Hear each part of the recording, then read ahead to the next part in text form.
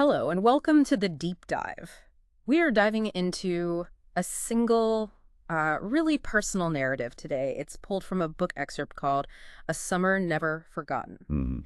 And this source, it gives us a pretty potent look at some universal experiences, right? Like navigating youth, unrequited And that feelings. quiet intensity, yeah. Exactly, and the ache of waiting, and then, finding your own way. The journey towards self-discovery, basically. Yeah. So we're here to sift through the layers of memory and emotion in the story, try and pull out the core insights about longing, resilience, and finding yourself. Okay, let's unpack this. Yeah, and what's really fascinating, I think, is how this one person's very specific story manages to hit on such relatable emotional ground. Totally. It's like a window into feelings so many of us have wrestled with, especially during those formative teenage and young adult years. Right? And the source uses these really vivid, sometimes pretty raw details that make that emotional landscape feel incredibly real. It really does. And it drops you right in, doesn't it, into this scene that just feels loaded with emotion.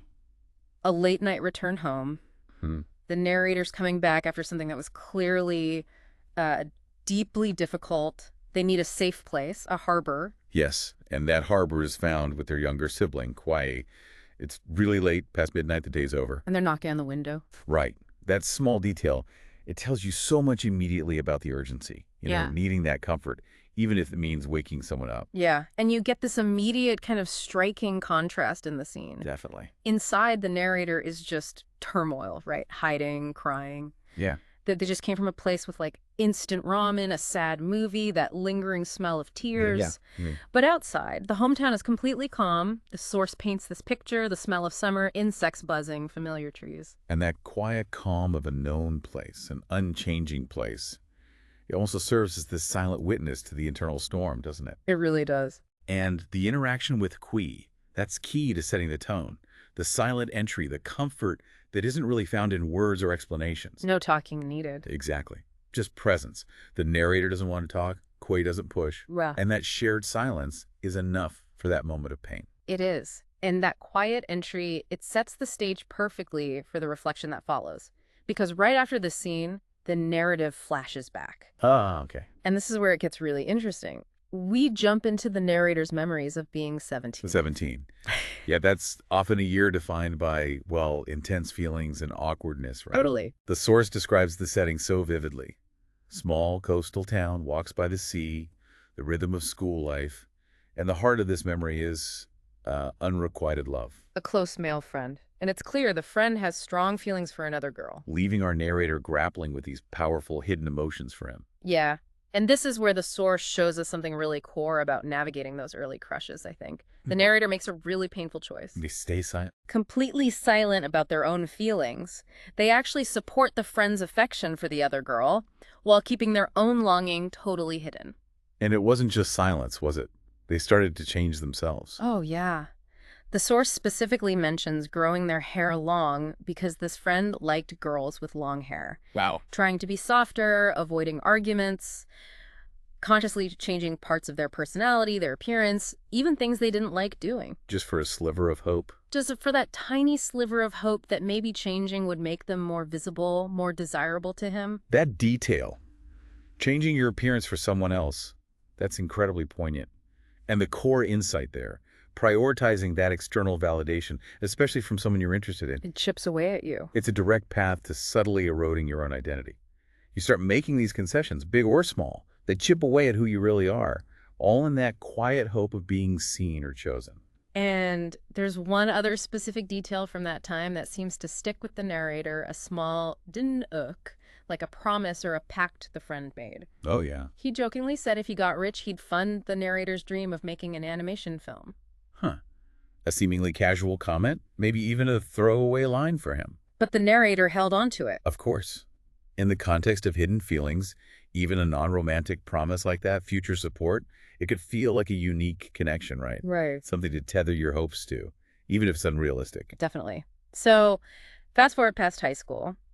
The narrative shows that while that deep connection the narrator wanted never happened. The relationship did continue, but differently. Yeah, the friend would reach out, but usually when he was having a hard time. The source gives specific examples. Yeah. calling when something was bothering him. And the narrator would always respond. Instantly. Showing up, bringing comfort items, beer, pho, tea, And the setting for these meetings it describes so vividly, too. The bare balcony of the friend's room. And that setting, it offers another really powerful visual metaphor, I think. How so? Well, the narrator describes bringing things to try and create warmth or life in this bare space. First, they brought flowers. Which died because he forgot to water them. Exactly. Then they brought succulents, plants known for being resilient, hoping they would survive. It's almost like a parallel to the relationship itself. Totally.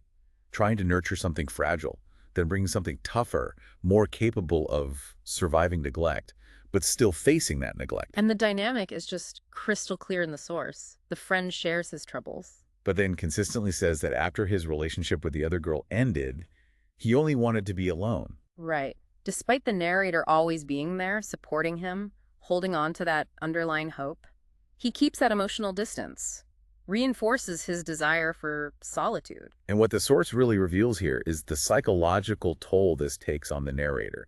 They describe feeling like addicted, needing just 1% of hope to keep trying. That's rough. Yeah, clinging to the belief that just sheer effort and presence could eventually change things, make the friend open up, deepen the relationship, maybe want something more with them. They just waited, hoping against hope. Which brings us to the really painful turning point, the moment of clarity described in the source. Okay. The narrator visits the friend after a professional setback, a tough review on a graphic design project. And as they arrive, they see the girl, the one the friend used to like, leaving the room. Yeah, that's the initial jolt. But the really potent details are inside the room. What happened? The friend is listening to happy music. That specific tung-tung rhythm, the source says, means he's in love or really happy. Oh, no. And he's carefully watering a lily on the table. Okay. And here's the detail that just hits the narrator so hard. The lily has a green ribbon on it. Green. The narrator specifically notes they dislike green, but they know that color is significant to the other girl. Ah. So the plant being cared for, the music, the happiness, it's all tied to someone else, not the narrator. Exactly. And the contrast is just devastating. This perfectly tended lily representing affection and attention focused elsewhere. Right next to the dying succulents the narrator brought. Which represent their neglected efforts to bring life and warmth. Sitting there listening to his music, watching him water her flower. The internal storm that's been building for years just peaks. You can feel it. The source describes it as this profound emotional impact, a deep churning inside. Leading to the stark realization. Yeah. The years of waiting, the compromises, the hidden hope, it all just culminates in the painful truth of being invisible in the way that really mattered to them. And the dam just breaks when they get home, rereading old messages. Oh, the messages. The years of bottled up grief, loneliness, the pain of being what the source calls a kachudvivung, a hopeless waiting person. It finally spills out. The release of all that suppressed emotion. Yeah. It's the culmination of that 1% of hope finally hitting zero. Realizing the waiting was in vain. Leading to this complete emotional breakdown as the full weight of all those years of unrequited longing just crashes down. And this raw moment brings us right back to the present night and to Kwai. Mhm. Amidst the narrator's tears, Kwai performs the simple, quiet act of comfort. Offering mango with chili salt. It's such an everyday detail, isn't it? But in that moment of deep distress, It's grounding. it really is a grounding act of sibling comfort and just presence. So while recovering from the breakdown, the narrator observes Kwai studying physics notes. Okay. And looking at those scribbled notes, a different kind of revelation emerges about Kwai. What's that? Hidden within the academic notes are these personal things. Want to study journalism? Mom says no, and don't like physics, hate it. Ah. So Kwai isn't just the quiet, maybe seemingly obedient younger sibling. Not at all. The narrator realizes Kwai has their own hidden struggles, their own quiet resilience, their own internal conflicts between what's expected and what they personally want. They're also navigating a different kind of waiting or suppression. Exactly. Seeing Kwai's private world lets the narrator see their sibling not just as, like, a source of comfort. But as a fellow traveler. Yeah, a fellow traveler on that road of navigating personal wants against outside pressures. It's this unexpected connection through shared, though different internal struggles. That's quite a moment. It is.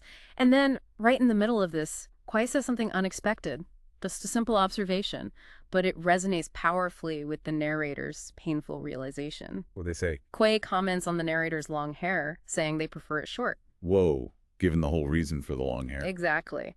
The narrator grew it long because the friend liked girls with long hair. So Kwai's seemingly innocent preference just strikes this deep chord. Is it just an observation, or is there something more knowing there, maybe unconsciously? It's left for you to ponder, really, but it directly mirrors the narrator's past compromise for someone else. And this moment leads straight into the conversation the next morning. Sparked by the smell of summer flowers. Right. And Kui reflects on what summer means, seeing it as a time to do what you truly want. Eat watermelon, travel, learn, love, Yeah, that feeling of possibility. And this shared reflection solidifies a key insight. Not pursuing what you desire during this vibrant time of life, this summer of youth, leads to looking back with regret, wishing you'd dared to do it. And that conversation, coming right after the narrator's breakdown and seeing Kui's own suppressed desires, it acts as this powerful catalyst for action. It absolutely does.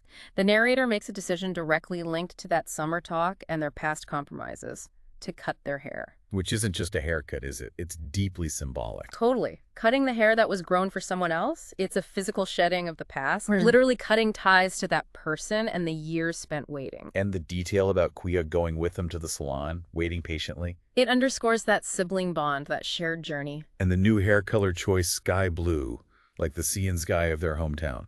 That feels significant too. Very. It represents choosing a new identity, one tied to their roots, and a sense of freedom, clarity, not someone else's preference or the confusion of the past. It's a conscious, visible declaration of reclaiming yourself, moving away from that physical reminder of years spent trying to be someone else's ideal. And stepping into something new, authentic. Right.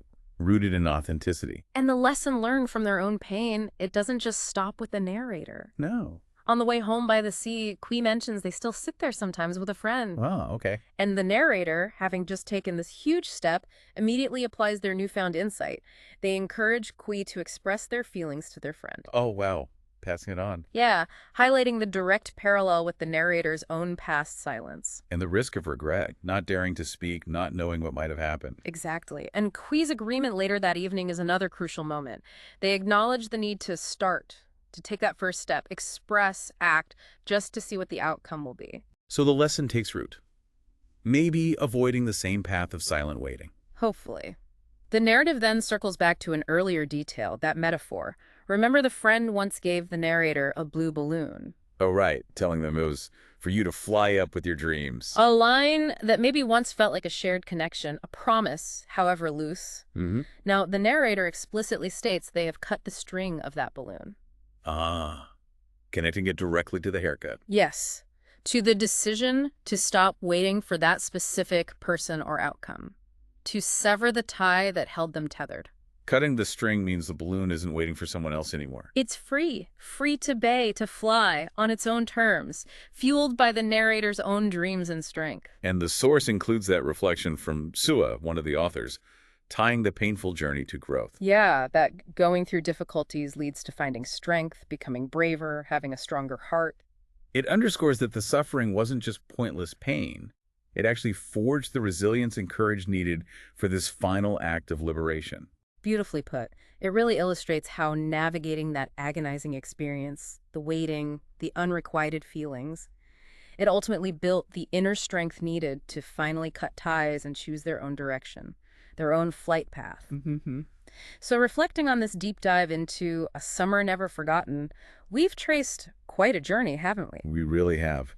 From that raw pain of coming home. Back through the echoes of youthful longing, the slow erosion of self through compromise. We saw that frustrating dance of connection and distance, the shattering moment of realization. The quiet, unexpected parallel found in a sibling's hidden struggles. And finally, those powerful symbolic acts of letting go and choosing a new beginning. It's such a vivid portrayal of how the intensity of youth, of summer, can be this crucible for powerful feelings and crucial decisions. Yeah, and how growth, bravery, and a stronger heart are often forged directly through navigating that difficulty, facing painful truths about ourselves and our relationships. Which, I guess, raises an important question for all of us, doesn't it? If years of waiting, changing ourselves for others, staying silent about our true feelings, if that can lead to such profound sadness and regret. What is the true cumulative cost of that silence? Right. And conversely, what boundless possibilities, what capacity for really flying might open up when we finally find the courage to cut those strings holding us back. And dare to pursue our own path, finally free to fly with our own dreams.